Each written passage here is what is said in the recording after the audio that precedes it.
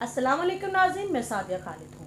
नाज़रीन, चेयरमैन नैब आफ्ताब सुल्तान साहब ने आज सुबह इस्तीफ़ा दे दिया है। उनके इस्तीफ़े के पाकिस्तानी सियासत पे क्या असरात मुरतब होंगे, आज हम इसी बारे में बात करेंगे। और इस पे बात करने के लिए हमने अपने स्टूडियोज़ में दावत दी है सीनियर तज्ज़ियाकार और सहाफ़ी और बैनुल अक़वामी अमूर के माहिर मुनीब हक साहब को। अस्सलाम वालेकुम सर। वालेकुम सलाम। सर कैसे हैं आप? अल्लाह का शुक्र। सर, ये जो हमारे सामने इस्तीफ़ा आया है, इस बारे में आपको क्या लगता है कि इसके क्या असरात होंगे?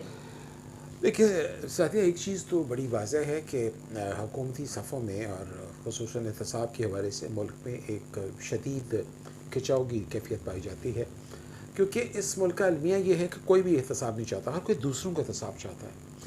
आप जब किसी पर एक उंगली करते हैं तो हमें याद रखना चाहिए कि हम एक उंगली उसकी तरफ कर रहे हैं और हमारी 4 उंगलियां हमारी तरफ हैं। तो एहतसाब हमेशा दुतरफ़ा होता है, एहतसाब कभी एक तरफ़ा नहीं होता। आज इस वक्त जिस हम फंस गए हैं जिस खाई में, उसकी बुनियादी वजह यह है कि कोई जो हुकूमत है वो अपना एहतसाब करने को तैयार नहीं होती। हर हुकूमत अपोजिशन का एहतसाब करती है और अपोजिशन फिर हुकूमत के पीछे होती है। ये 75 साल से यही गान चक्कर चल रहा है। मैं आपके सवाल की तरफ आता हूँ। आपने इस्तीफ़े की बात की है। देखिए, जो इस्तीफ़ा देते वक्त बयान दिया है आफ्ताब सुल्तान ने, उसमें उन्होंने बड़ी एक ऐसी बात की जो बड़ी मानी खेज़ है। उन्होंने कहा कि जिन लोगों ने 10 अरब रुपये बाहर रखे हुए हैं उनको पूछा नहीं जाता, जिनका एक मकान है उनसे आप हिसाब लेने चल पड़ते हैं। ये बात बुनियादी तौर पर दुरुस्त है। दूसरी बात यह है कि जो उन्होंने इस्तीफ़े को एक ज़ुबान इस्तेमाल की है, उससे पता लगता है वो शदीद दबाव में थे। अब ये दबाव किस क्वार्टर की तरफ से था और या शायद एक से ज़्यादा क्वार्टर की तरफ था, इसका पता तो आने वाले दिनों में हमें लग जाएगा। लेकिन एक चीज़ जो बड़ी वाज़ह है कि एहतसाब के हवाले से हुकूमती और हिज़्ब इख्तिलाफ़ के बेंचों में शदीद खिंचाव की सी कैफियत है। देखिए, अल्टीमेटली अब जब इस्तीफ़ा दे दिया है चेयरमैन नैब ने, और तो प्राइम मिनिस्टर उसका इस्तीफ़ा मंजूर भी कर लेंगे। Ultimately we have a new chairman NAB. लेकिन फिर वही कुछ होगा कि उनसे कोई काम कहा जाएगा और उनसे कोई फेवर मांगी जाएगी और वो नहीं देंगे। तो मेरा ख्याल है कि अभी एहतसाब के जो पैरामीटर्स हैं वो तय करने का वक्त आ गया है कि जनाब इन अमूर पे एहतसाब होगा और इन अमूर पे नहीं एहतसाब होगा। अब जब तक एहतसाब के पैरामीटर्स तय नहीं करते, तब तक मैं समझता हूँ कि हर चेयरमैन नैब की तकरीर पर जो है वो एक खिंचाव की कैफियत होगी। इससे पहले जितने चेयरमैन आए, शायद ही आपको याद होगा कि शायद ही कोई चेयरमैन नैब ऐसा था जिस पर कोई इत्तफाक़ राय हुआ हो।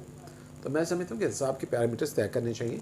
एहतसाब में कौमी सल्तनती के मामला भी आते हैं, एहतसाब में मेरा ख्याल है जुडिशरी भी आती है, और एहतसाब में जो दूसरे अदारे हैं उन सबको भी आना चाहिए।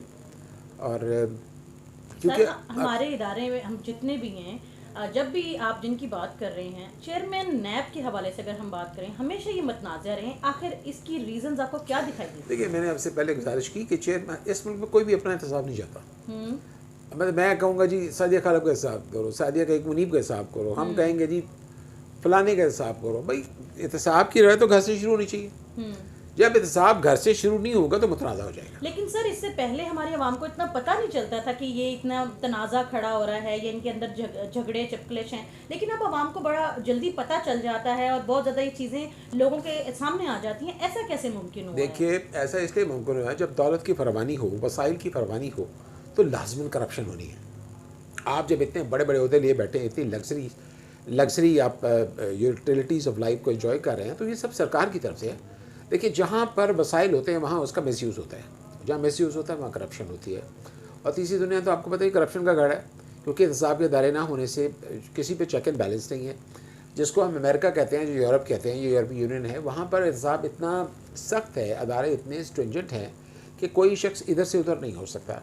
मसलन आप देखिए, इजराइल का प्राइम मिनिस्टर अगर कोई किसी से एक तोहफ़ा ले लेता है तो उसको थाने बुलाया जाता है और वो अकेला आता है। वो कोई 10-10, 100-100 गाड़ियों के जल में नहीं आता, जिस तरह के हमारे यहाँ होता है कि किसी को पुलिस बुलाती है, किसी को अदालत बुलाती है, तो वो सारा दिन जुडिशरी को इंतजार करता है और शाम को आ रहा होता है। तो ऐसी बात नहीं है।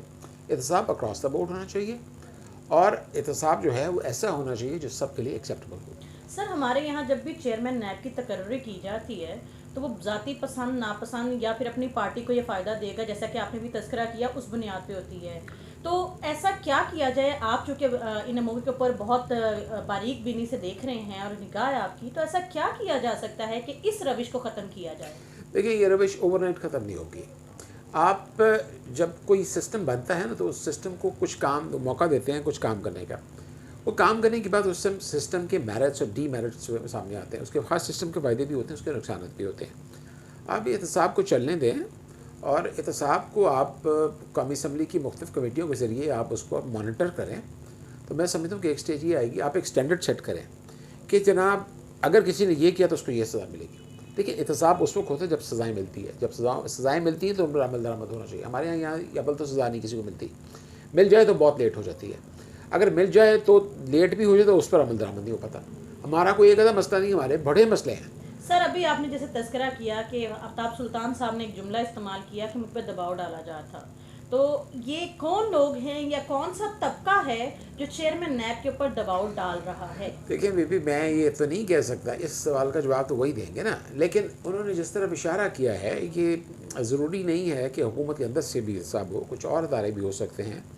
پاکستان میں کوئی ایک آدھی حکومت کام نہیں کرتی, پاکستان میں ملٹیپل گورنمنٹس کام کرتی ہیں. کچھ حکومتیں نظر آ جاتی ہیں, کچھ حکومتیں نظر نہیں آتی.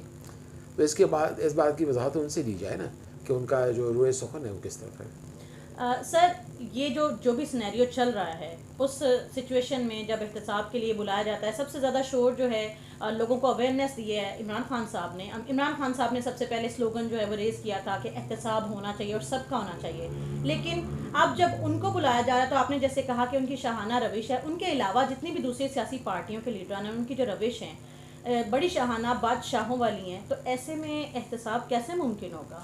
دیکھیے آپ شروع کریں احتساب جب آپ کوئی کام شروع کرتے ہیں نا, مطلب بچہ ہوتا ہے تو وہ ایک دن میں چلنا نہیں سیکھ دیتا. بچے کو چلتے چلتے کھڑا ہوتے ہوتے سیدھا ہوتے ہوتے 5-6 سال لگ جاتے ہیں. یہی حساب اداروں کا ہوتا ہے. آپ اداروں کو کام کرنے دیں, ان کو تھوڑا سا اسٹریم لائن کریں اور ان کا ایک کوڈ آف کنڈکٹ بنائیں.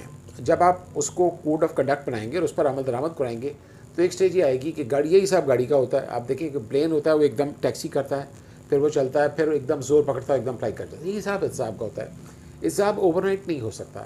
احتساب کو ہوتے ہوتے میں اور نظر آنے میں, ٹرانسپیرنٹ ہونے میں, مین اسٹریم ہونے میں کچھ ٹائم لگتا ہے. سر ہمارے جو دیکھنے والے ہیں سب لوگ ظاہر ہے کہ آئین اور قانون سے اتنے زیادہ جو ہے وہ فیملیئر نہیں ہے, تو کائنڈلی ہمارے دیکھنے والوں کے لیے ایک چیز کلیئر کیجیے گا کہ کسی بھی چیئرمین نیب کی تقرری کا طریقہ آئین میں کیا ہے؟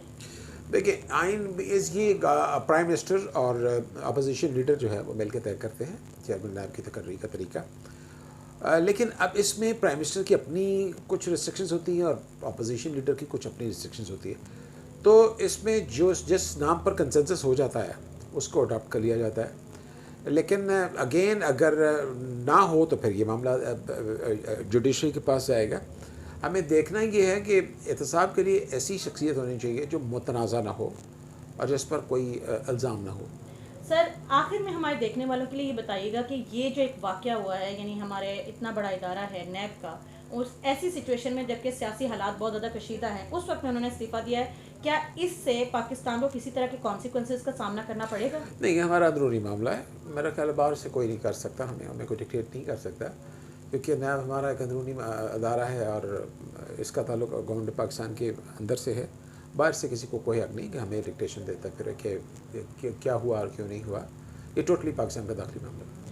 سر بہت شکریہ کہ آپ نے اپنا اتنا قیمتی وقت دیا.